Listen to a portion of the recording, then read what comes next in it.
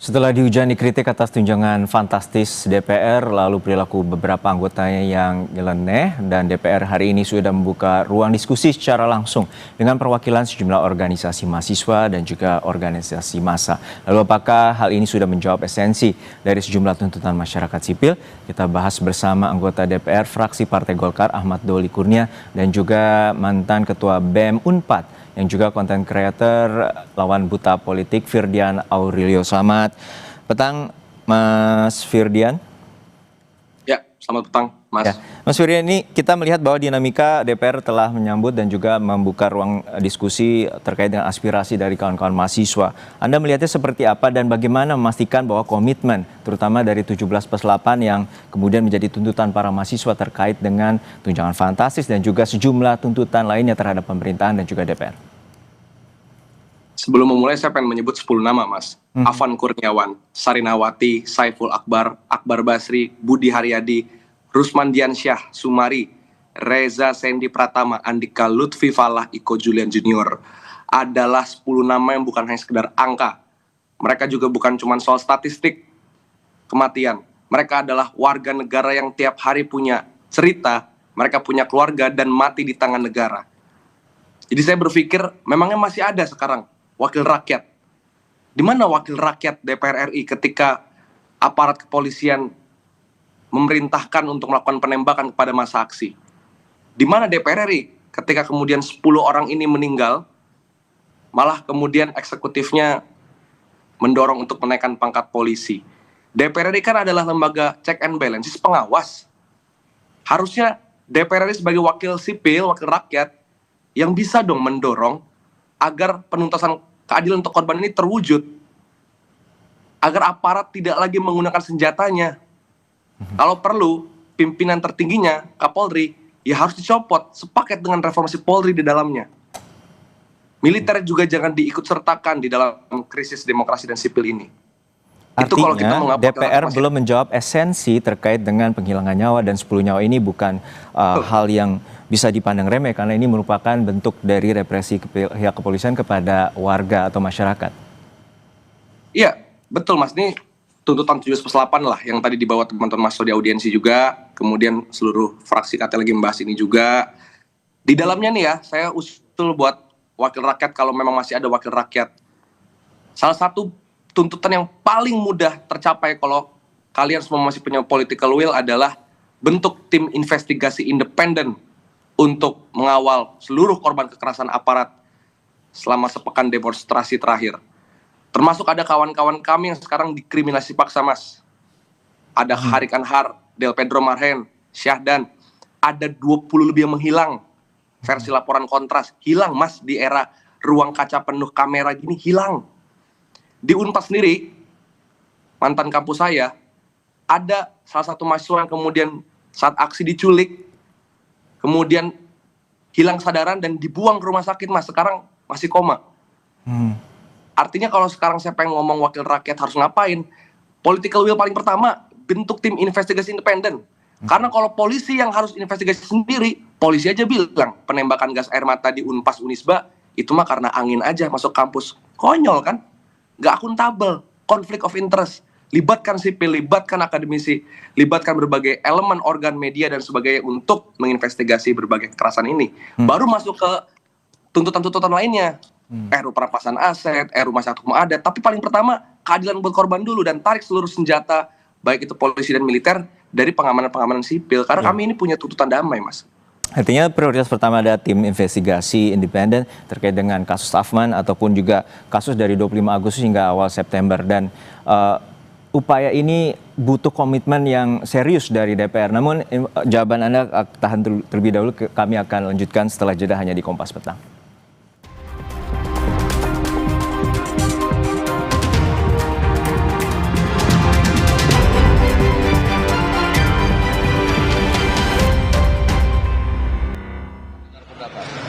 Boleh dicek, misalnya di KUHP itu sampai sekarang belum selesai karena memang masih terus menerima aspirasi dari publik maupun juga termasuk adik-adik dari mahasiswa.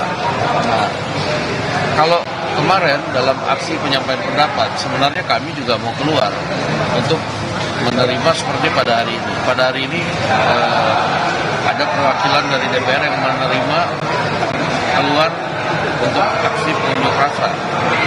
Tetapi kalau yang kemarin-kemarin begitu kita mau keluar itu sudah bukan murni unjuk rasa, ada pihak-pihak penumpang gelap yang tentunya suasana di lapangan tidak kondusif. Soal moratorium perjalanan dinas itu anggarannya apakah akan kembali ke negara Pak? Ya seharusnya kalau moratorium perjalanan dinas bila tidak dilaksanakan tentunya uangnya tidak dialihkan ke kegiatan lain tapi dikembalikan ke pemerintah. Saya nggak hafal totalnya. Pak, terkait anggota yang telah dinonaktifkan bagaimana Pak? Terkait anggota DPR yang dinonaktifkan itu bagaimana kelanjutannya? Ya, pimpinan partai sudah mengirim surat kepada Sekretariat Jenderal DPR bahwa untuk anggota yang dinonaktifkan itu diminta untuk tidak dikeluarkan fasilitas yang terkait dengan kedewanan termasuk gaji dan fasilitas lain. Bang, soal komitmen soal rancangan perampasan aset ini DPR gimana? Soalnya jadi salah satu desakan juga agar segera. Ya tadi sudah disampaikan kepada adik-adik mahasiswa bahwa undang-undang perampasan aset itu terkait dengan beberapa undang-undang yang saling terkait dan supaya tidak kontinu. Terakhir kami sudah sampaikan bahwa tinggal menunggu KUHP selesai, kita akan bahas undang-undang perampasan aset karena itu saling terkait. Nah, ini undang-undang undang-undang KUHP-nya masih terus menerima partisipasi publik. Tapi kami sudah sampaikan kepada pimpinan Komisi 3 bahwa sudah ada batas limit yang mesti kita selesaikan karena partisipasi publiknya sudah banyak dan sudah cukup lama. Mudah-mudahan sebelum akhir masa sidang ini yang untuk KUHP sudah dapat diselesaikan sehingga kita bisa langsung masuk ke pembahasan rancangan undang-undang perampasan aset. Bang, untuk status Bang Adis kan sekarang nonaktif Bang. Dalam kerusuhan, Gimana? terkait investigasi untuk mengungkapkan kerusuhan. Ya, tadi memang ada permintaan dari adik-adik BEM untuk kami menyampaikan kepada pemerintah atau ikut andil dalam tim investigasi dugaan makar yang juga telah disampaikan oleh Presiden Republik Indonesia. Nah, untuk itu kami akan menyampaikan kepada pemerintah aspirasi dari adik-adik Badan Eksekutif Mahasiswa ini untuk dapat ditindaklanjuti. Demikian. Oke. Jadi kan nonaktif ya Pak, itu memang akan diganti atau seperti apa ya? Itu akan diserahkan kepada partainya. Demikian. Bang Dasko, satu lagi Bang Dasko terkait dengan tadi Bang Dasko menekan lagi, tadi Bang Dasko mengatakan ini menjadi momentum untuk evaluasi diri DPR dan itu seperti apa nanti untuk kedepannya Bang Dasko? Ya kami sudah melakukan evaluasi bahkan sebelum acara hari ini.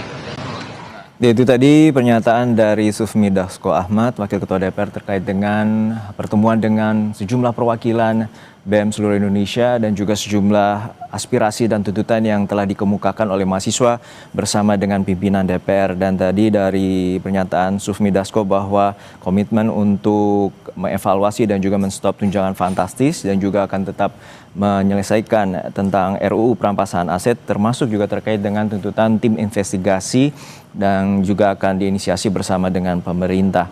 Kami masih bersama dengan mantan Ketua BEM Unpad Firdian Aurelio Mas. Firdian, bahwa tadi Wakil Ketua DPR menyatakan bahwa ada komitmen untuk melakukan tim investigasi dan juga akan mendorong pemerintah untuk mengusut tuntas terkait dengan pernyataan adanya dugaan makar dan juga terorisme dan kemudian juga berjanji untuk mengevaluasi dan menstop tunjangan fantastis termasuk juga salah satu tuntutan mengesahkan RUU perampasan aset. Tanggapan Anda? Saya sepakat dengan wakil ketua DPR kita ya, bahwa ketika ngomongin kerusuhan itu adalah penunggang gelap. Tapi rasanya jadi nggak tepat kalau kemudian tim investigasi yang dibentuk prioritas adalah mencari dugaan makar. Karena kalau itu adalah intelijen yang harusnya dimiliki oleh Presiden. Hari ini kita bicarakan soal 10 orang yang meninggal, Mas. Makanya di dalam tuntutan ini kan tim investigasi independennya untuk korban demonstran, bukan buat mencari siapa yang makar. Bahwa pemerintah mau cari siapa yang makar, silakan. pakai gunakanlah instrumen BIN, Baintelkam, Baisnya. Silakan. Supaya nggak asal tuduh gitu loh. Supaya nggak asal nyalahin rakyat, karena memang bukan rakyat ngarah ke sana. Kemarahan kepada DPR ini kan beda Mas, sama kayak undang-undang KPK. Dulu kita punya satu tujuan, tolak KPK. Undang-undang Cipta Kerja, tolak Cipta Kerja. Undang-undang TNI, tolak undang-undang TNI. Hari ini tuh kompilasi dan akumulasi kemarahan atas kesenjangan ekonomi yang terjadi, jutaan pengangguran, kemiskinan yang terjadi, dengan pejabatnya bermewah-mewah, pejabatnya joget-joget, pejabatnya tone deaf atau nir empati. Nah, poinnya, tuntutan kami itu nggak cuman mengarah ke soal perampasan aset. Makanya ada 17, 14, 8. Dan yang paling penting adalah sekarang keadilan untuk korban. 10 orang meninggal, 1 meninggal aja harusnya menjadi kegagalan negara. Ini 10. Dan kalau di Korea Selatan, ketika waktu itu mau ada darurat militer, anggota parlemen sampai menjadi pagar. Nah di kita DPR-nya kok baru muncul sekarang gitu loh. Kemarin kemana ketika di Kuitang lampu dimatiin, senapan ditembak, Kapolri bilang tembak saja. Kami juga telah berupaya menghubungi sejumlah anggota DPR, namun saat ini belum ada yang dapat merespons untuk membahas bersama dengan wakil ataupun mantan Ketua BEM Firdian Aurelio. Mas Firdian, untuk saat ini ada juga tenggat waktu yang diberikan oleh kawan-kawan mahasiswa terhadap DPR dan juga pemerintah maupun juga polisi dan TNI. Untuk saat ini seperti apa komitmen dan juga komunikasi dengan teman-teman mahasiswa terutama dari BEM Unpad terkait dengan tuntutan mahasiswa 17+8? Ya, untuk teman-teman mahasiswa, kami berkomunikasi, ya kan. Terus misalnya kalau saya pribadi karena udah alumni jelas ya, saya terkonek bersama teman-teman konten kreator yang ikut membuat ini nih, ya kan. Begitupun dengan teman-teman LSM maupun serikat buruh, alias teman-teman gerakan sipil, komunitas dan lain sebagainya. Nah, bab soal deadline gini deh. Ini kan kami ini mencoba melakukan aksi-aksi damai ya, termasuk audiensi teman-teman mahasiswa itu hal yang bagus lah, karena kan menunjukkan bahwa kami open to dialog. Bahkan kalau jadi pun nantinya teman-teman gerakan sipil ini pengen bikin aksi di hari Jumat, tanggal merah tuh harusnya libur istirahat, kita mau tetap aksi damai. Kita pengen nyampein aspirasi, kalau perlu nyalain lilin sebagai bentuk solidaritas untuk korban yang meninggal dan lain sebagainya. Dan tanggal 5 persis hari Jumat nih tuntutan ini nih.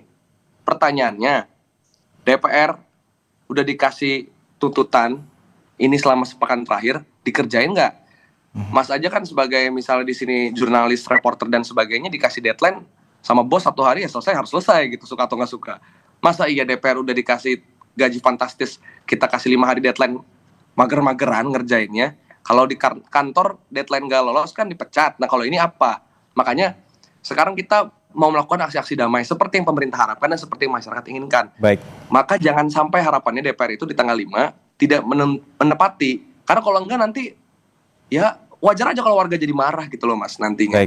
Baik kita nantikan bagaimana komitmen dari wakil rakyat terutama menyerap aspirasi rakyat dan juga tuntutan 17+ mahasiswa dan juga rakyat terkait dengan penuntasan, pengusutan maupun investigasi dari 10 nyawa yang hilang pasca demo 25 Agustus kemarin dan juga sejumlah tuntutan bagi pemerintah, DPR, TNI, Polri dan juga kementerian. Terima kasih atas waktunya mantan Ketua BEM Unpad Mas Firdian Aurelio telah bersama kami di Kompas Petang.